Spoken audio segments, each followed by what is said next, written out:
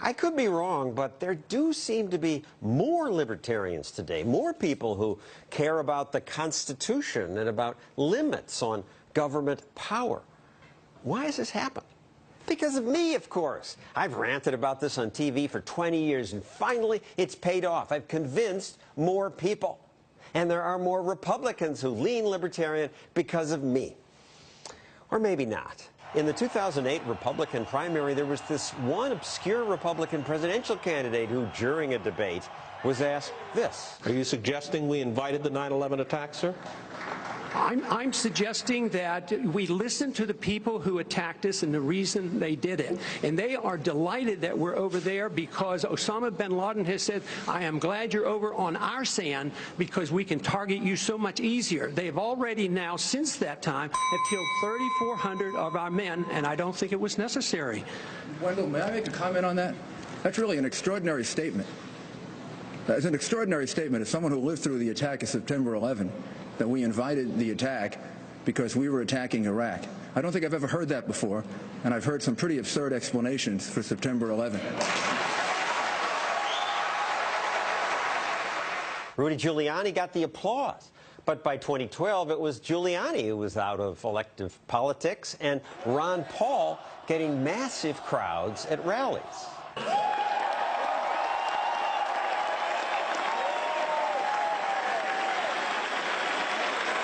So, Congressman Paul, welcome, and I think you get the credit for bringing in more, especially young people. A little bit. But these are huge. You got 2,000 people showing up at rallies?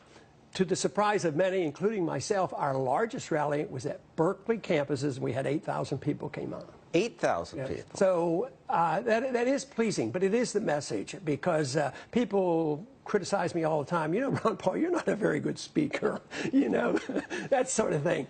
But the message is great.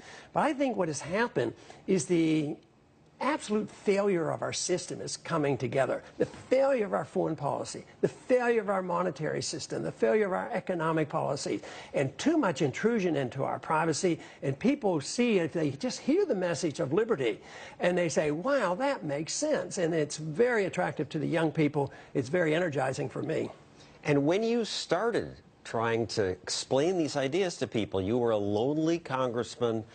You would vote no on bills. Sometimes you'd be the only no vote, and your colleagues just thought you were this weird annoyance, a pesky bug. What's he talking about? There was a lot of that, and I never expected much to happen. So these last 5 years have been a bit of a surprise to me.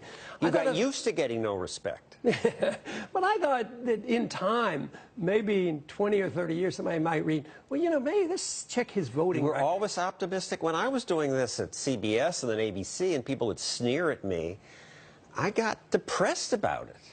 I never did. People ask me if I, you know, got very frustrated, you know, because it didn't seem like I was getting anywhere in Washington. I said I never got frustrated because I had low expectations. I just didn't think I was going to change the world or change Washington. I wanted to change a few people's minds, as you have done on television for so long. But change people's minds is what's important. If, as Jefferson said, the natural progress of things is for government to grow and liberty to yield, what good is it to change a few minds? Because government keeps growing. We keep losing that freedom. We have to change the majority of minds. And then Jefferson had some advice about it. There has to be a revolution.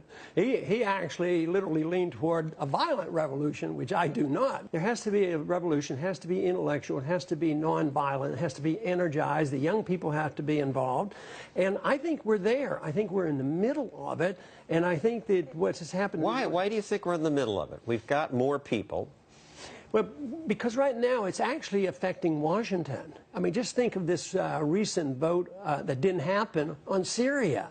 And it was Republicans and Democrats, grassroots, going to their members and saying, no more war. At the same time, the leadership in the House and the Senate, Republican and Democrat, they were all for it. And they're all for the Fed. So the grassroots got together. You know, I don't like this idea, well, we have to compromise, you know, and raise taxes and do this and that. With the leadership, what we want is a coalition of people who call themselves libertarian conservatives with the progressive Democrats who are principled and they don't play